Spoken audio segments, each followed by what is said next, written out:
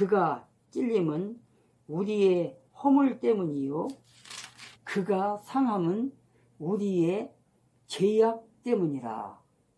그가 징계를 받음으로 우리는 평화를 누리고 그가 채찍에 맞음으로 우리는 나음을 받았도다. 우리는 다 양같아서 그릇 행하여 각기 제 길로 갔거늘 여호와께서는 우리 모두의 죄악을 그에게 담당시키셨도다. 그가 곤욕을 당하여 괴로울 때에도 그의 입을 열지 아니하였음이며 마치 도두장으로 끌려가는 어린 양과 털 깎는 자 앞에서 잠잠한 양같이 그의 입을 열지 아니하였도다. 그는 곤욕과 신문을 당하고 끌려갔으나 그 세대 중에 누가 생각하기를 그가 살아있는 자들의 땅에서 끊어짐은 마땅히 형벌을 때 받을 내 백성의 허물 때문이라 하였으리요. 그는 강포를 행하지 아니하였고 그의 입에 거짓이 없으나 그의 무덤이 악인들과 함께 있었으며 그가 죽은 후에 부자와 함께 있었도다. 아멘. 예수님에 대해서 지금 얘기하는 거예요. 어린 양의 모습으로 이 땅에 오셨다는 거예요. 예수께서 그의 질고를 당하면 우리의 죄악을 사하주기 위해서 그런 거고 그가 고통을 당하면 우리를 해방하기 위해서 그런 거라는 거예요.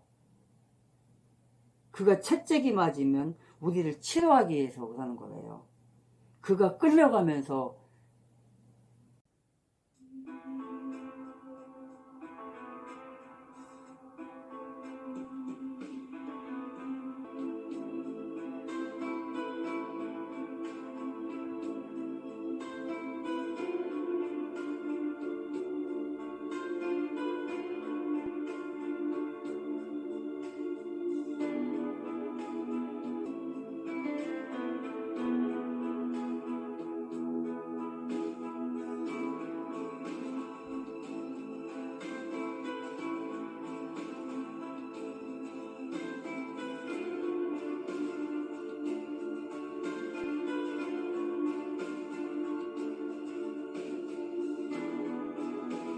양같이 순한 양이 어때요?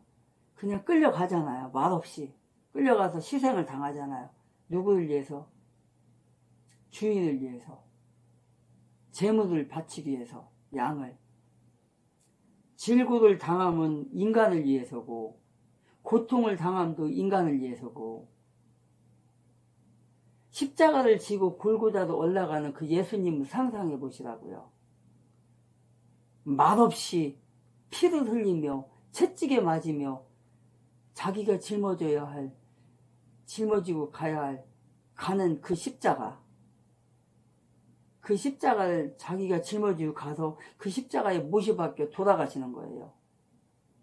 창으로 옆구리를 찔려서 물과 피를 다 쏟아내시는 거예요. 그러면서도 입을 열지를 않아요. 인간의 죄를 위해서 여러분과 저의 죄를 대신 짊어지고 돌아가시기 위해서. 왜? 아까 마태복음 1장에서 나왔잖아요. 1장에서 뭐라 하겠어요? 1장 21절에서 죄에서 구원할 자임이라.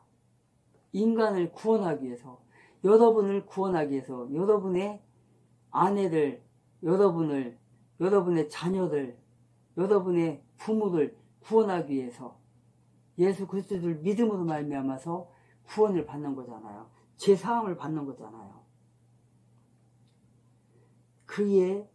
그가 자기 백성을 그들의 죄에서 구원할 자이십니다. 아까 53장에 나왔던 그 예수께서, 지금 태어나신 이 예수께서 53장에 그 일을 이제 앞으로 이제 겪게 돼요. 30년, 아니, 태어나고 33년 후에, 아까 53장 1절부터 우리가 읽었던데, 그대로 돌아가시는 거예요. 그렇게 우리 인간의 죄를 대신 짊어지기 위해서 이 땅에 태어나신 거예요. 십자가의 죽음을 받기 위해서. 왜? 그 죽음은 뭐야? 여러분과 저의 죄를 대신 짊어지고 우리를 구원하기 위해서 오시는 분이에요. 약속이 된 분. 구약 전체가 다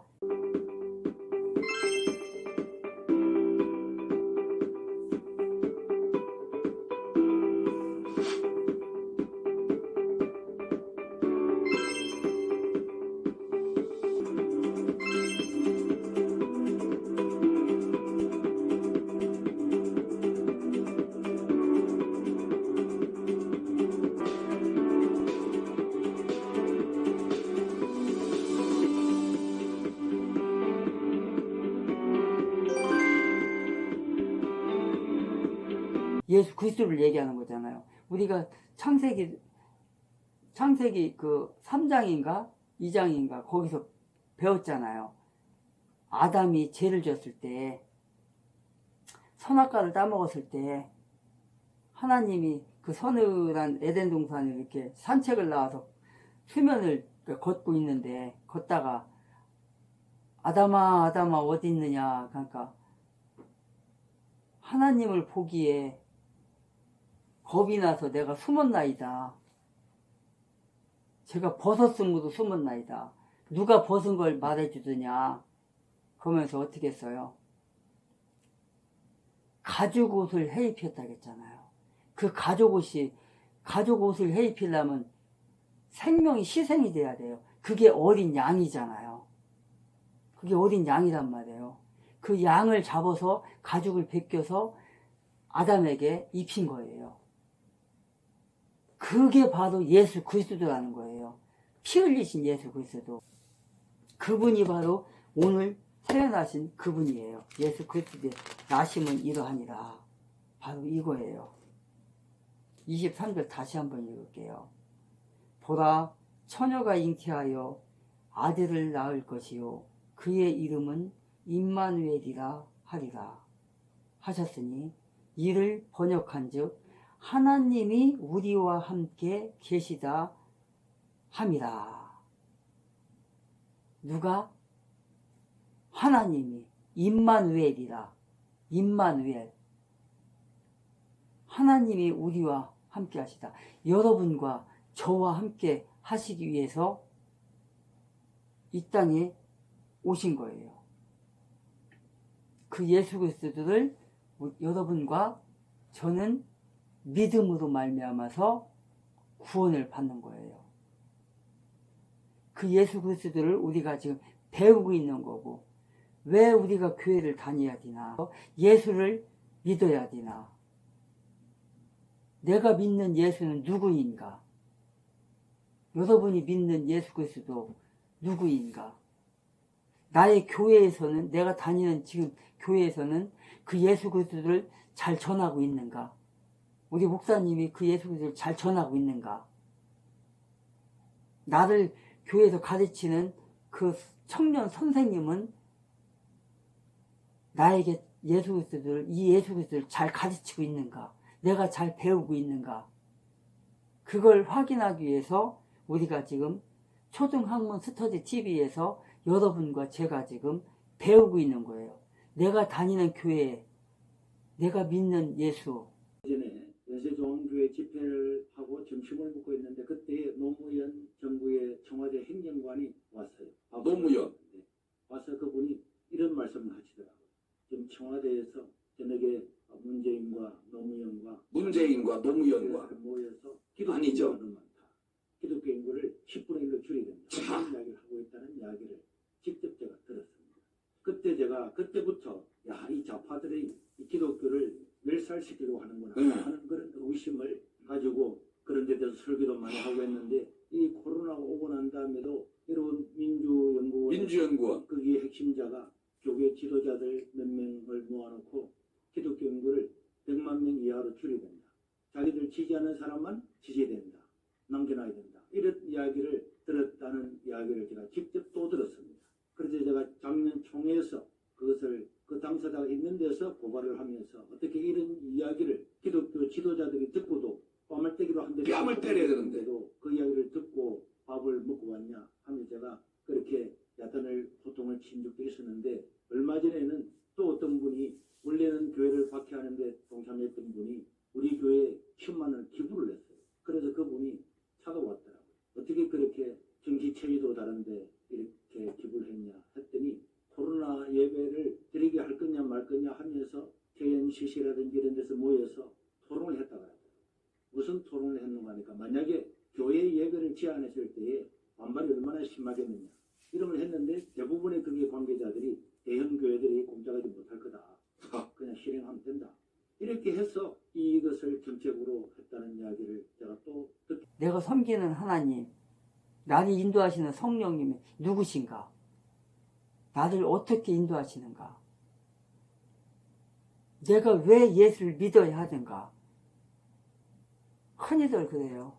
예수 믿는 거는, 예수 믿으면 축복받아서 돈도 많이 벌고 집안이 잘 된다. 그건 사실 틀린 거예요. 돈이 많이 벌고 안 벌고 집안이 잘 되고 안 되고 이거는 2차적인 거예요.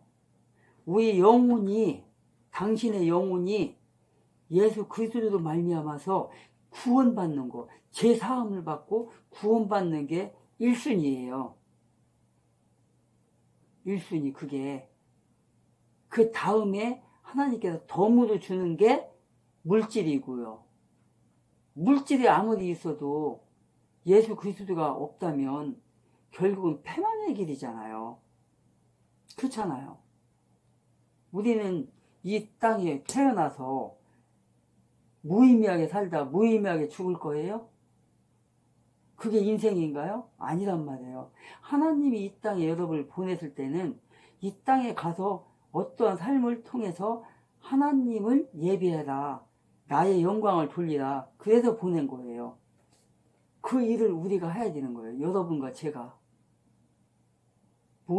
무의미하게 살다 예수도 안 믿고 죽는다? 그러면 우리가 어디서 왔어요? 하나님 앞에서 온 거란 말이에요. 하나님이 보내서 온 거란 말이에요. 이 땅에. 부모의 나의 엄마, 아빠의 몸을 빌려서 이 땅에 온 거예요. 여러분이 하나님의 본향에서 온 거란 말이에요. 그럼 우리가 본향으로 돌아가야 돼요. 근데 하나님 나라에서 왔는데 하나님 나라도 본향으로 가는 조건이 뭐예요? 예수 그리스도를 믿는 거예요. 그래야 내가 다시 태어나기 이전 상태로 돌아가는 거거든요. 그 낙원으로 가는 거거든요. 근데 예수를, 그 조건이 바로 예수 그리스도를 믿는 거예요. 제사함을 받는 거예요. 근데 우리가 이 세상에서 살다가 혹은 100년, 혹은 80년, 혹은 70년, 혹은 50년, 어떤 사람들은 사고 나서 죽고 자살해 죽고 이러잖아요. 어쨌든 간에 죽는 건 마찬가지잖아요. 자살을 해서 죽건 수명이 다 돼서 죽건 사고로 죽던 병으로 죽든 죽는 건 다 죽어요. 죽는데 그 영혼은 안 죽어요. 이 육체는 흙이잖아요. 영혼만 빠져나가면, 나에게 혼만 빠져나가면 이 영혼, 이 육체는 그냥 썩어 없어지잖아요. 일주일만 가면 그냥 다 썩어서 없어지잖아요. 썩어버리잖아요. 냄새가 풍풍 나잖아요. 그러나 영은 살아있어요. 하나님께서 오신 그 영, 하나님의 형상, 하나님의 모습, 하나님의 형상은 그냥 남아있는 거예요. 사람이 하나님의 형상으로 지어졌다고 했으니까. 우리의 영혼은 사는 거예요. 영혼만 이 육체에서 빠져나갈 뿐이에요. 그냥 그 영혼이 육체 가운데 살다가 그 영혼이 내 몸에서 빠져나가면 일본 국회에서는 이것을 예상하고 일본으로 건너온 한국 난민을 어떻게 수용, 처리할 것인지 대비책을 논한 바 있습니다. 하지만 이와 같은 상황을 대한민국 국민만 모르고 있습니다. 제가 존경하는 한국의 사상가 신영복 선생은 지난날 제주가 꾸었던 꿈이 지금 우리의 꿈입니다.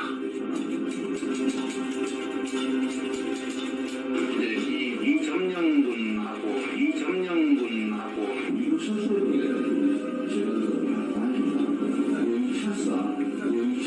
미군 철수가 신념인 이재명을 지지하는 국민의 숫자가 무려 1614만 명에 달합니다. 미 국무부 장관분들은 대한민국이 멸망한다면 어떤 이유에서일 것 같습니까? 전쟁, 자연재해, 국가부도, 전염병. 전직 미 국방부 장관 캐스퍼 와인버거는 그의 저서 더 넥스트 워를 통해 이렇게 예측했습니다. 내전. 만약 대한민국이 멸망한다면 간첩과 주사파의 공작에 의한 내전에 의해서 현장에서 촛불 시위와 태극기 세력이 극렬하게 충돌을 일으키고 있다. 촛불 시위의 외침은 이와 같다. 윤석열 탄핵, 주한미군 철수, 평화협정, 종전협정, 연방제 통일, 태극기 세력의 외침은 이와 같다. 문재인 이재명 구속, 한미동맹 강화, 주사파 척결, 자유통일. 고도로 훈련된 북한의 간첩들이 매년 북한으로 들어가고 있는 경찰복과 군복으로 위장하여 빌딩에 올라간다. 그리고 이들은 태극기 세력이 아닌 반대편의 촛불 시위 쪽을 향하여 사격을 실시한다. 촛불 시위에 앞장섰던 많은 사람들이 위장 간첩이 쏜 총알에 의하여 쓰러져 간다. 이성을 잃은 촛불 시위대는 경찰을 향해 달려들어 총을 빼앗고 경찰을 향해 난사하기 시작한다. 전국에 퍼져있는 북한의 지하 조직은 좌경화된 국민들을 선동하며 전국에서 동시에 민중 봉기를 일으킨다. 여기에 국내에 있는 중국인, 조선족 100만 명이 가세한다. 5.18 때와 마찬가지로 일제히 파출소와 무기고를 습격해 무기를 탈취하고 난동을 일으킨다. 모든 관공서가 점령당하고 이렇게 대한민국은 손쓸 틈 없이 내란 상태로 돌이키게 된다. 경찰도, 군인도, 미군도 그 누구도 막을 수 없을 만큼 사태는 걷잡을 수 없이 커져만 간다. 이렇게 한국의 내전 상태가 확대된 바로 이때 북한의 특수부대 군인들이 대한민국을 접수한 기습 남침을 한다. 이미 절반이 넘게 좌경화된 국민들은 김정은 만세를 외치며 인민군과 김정은에 대하여 환영 행사를 진행한다. 이렇게 대한민국은 돌이킬 수 없는 연방제 통일로 가게 된다. 이 상황은 대구 10월 폭동으로부터 시작하여 제주도 4.3 사건, 여순 반란 사건, 5.18 광주 사태에 이은 북한 공작의 완성이었다. 내부 반발을 억누르기 위해 모든 언론을 통해 성명서가 나온다. 모든 공무원은 그대로 유지되며 현재 치안 질서도 그대로 유지될 것입니다. 이렇게 모든 국가 권력을 완벽히 장악한 후 그들은 본색을 내보인다. 본보기로 김정은과 노동당의 호의적이지 않은 시민 1000만 명을 학살한다. 공산주의의 실체를 알게 된 국민들은 살기 위해 배를 타고 가장 가까운 일본으로 탈출을 간행한다. 그 숫자는 1000만 명에 달한다. 이것은 소설 속의 얘기가 아닙니다. 하지만 이와 같은 상황을 대한민국 국민만 모르고 미 국무부 장관과 CIA 국장을 지낸 마이크 폼페이오는 한국 언론과의 인터뷰에서 because tomorrow it will be you. 지금 이 상태로 간다면 다음 전쟁은 대한민국입니다. 많은 전문가들이 지금 이 상태로 간다면 우크라이나 다음으로 대한민국 광화문 광장에서 전쟁이 일어날 것이라고 예측하고 있습니다. 이제 본향으로 가야 되는 거예요. 이제 본향으로 가야 되는데 그 조건이 예수 그리스도를 믿는 거예요. 예수 그리스도를 안 믿으면 어디로 가냐? 옥으로 가는 거예요. 지옥으로. 마귀의 꼬임에 빠져서 마귀가 다스리는 그 고통 속으로 들어가는 거예요. 하나님의 나라에서 왔는데 예수를 믿지 못함으로 말미암아서 마귀의 소굴로 우리는 들어갈 수밖에 없는 거예요. 하나님과 관계가 끊어져 버리는 거예요. 그 세계는 이제 끝인 거예요. 우리 육체의 생명은 유한하잖아요. 육체의 생명은 유한해요. 죽으면 끝나는 거야. 근데 육체는 죽어서 끝날지라도 그 영혼은 죽지 않는다고요. 영혼이 그냥 빠져나갈 뿐이에요. 이 육체에서. 그래서 그 하나님의 형상으로 지어진 그 영혼이 하나님 앞으로 다시 가야 되는 거예요. 내가 태어나기 전에 있던 곳, 나의 고향으로 가야 되는데 예수를 믿지 못함으로 말미암아서 죄를 지음으로 말미암아서 육체를 가진 사람은 죄를 짓게 된다고요. 그러면 그 죄를 용서를 받아야 되는데 용서 못 받으면 안 되는 거예요. 아까 있었잖아요. 여기 마태복음 1장 21절 있잖아요. 하반절에 그가 자기 백성을 그들의 죄에서 구원할 자이심이라. 누가? 그가 누구예요? 예수 그리스도잖아요. 그 예수 그리스도를 믿음으로 말미암아서 자기의 백성을, 자기의 자녀를 구원시키는 거거든요. 그래서 그 예수의 이름으로 하나님 나라에 보내는 거거든요. 근데 그 예수 그리스도를 믿지 못한다면, 안 믿게 되면 영원한 지옥으로 떨어지는 거예요. 그 지옥은, 그 지옥으로 가게 되면 그 영혼이라는 거는 불멸이잖아요. 죽질 않잖아요. 영원히 그 산채로다가 고통만 받는 거예요. 하나님의 우리가 고통받는 걸 좋아할까요? 절대 아니에요. 고통받는 걸 정말 하나님은 마음 아파하시고 정말 힘들어 하셔요. 그런데 어쩔 수 없이 그 고통에 내줄 수밖에 없는 거예요. 왜? 하나님은 신실하시기 때문에. 하나님의 약속은 하나님이 약속한 것을 하나님이 번복할 수가 없어요. 하나님은 한번 딱 말씀하시면 그걸로 그냥 진행시키시는 분이에요. 하나님은. 그래서 자기가 말한 거를 돌이킬 수 없어요. 하나님이. 자기가 말한 건 그대로 하셔야 되니까. 그러려니까 얼마나 마음이 아프겠어요. 하나님 마음이. 아, 저는 내 자식인데 예수를 믿지 않음으로 말미암아서 마귀에게 보낼 수밖에 없는 그 심정을 생각해 봐요. 그러니까 저와 여러분은 예수 그리스도의 믿음으로 말미암아서 구원을 받고 하나님의 본향으로 돌아간다. 그 예수 그리스도가 오늘 이 시간에 여기서 태어났습니다. 마태복음 1장 1절부터 25절에 보니까 아들을 낳기까지 동침하지 아니하더니 낳음에 이름을 예수라 하니라.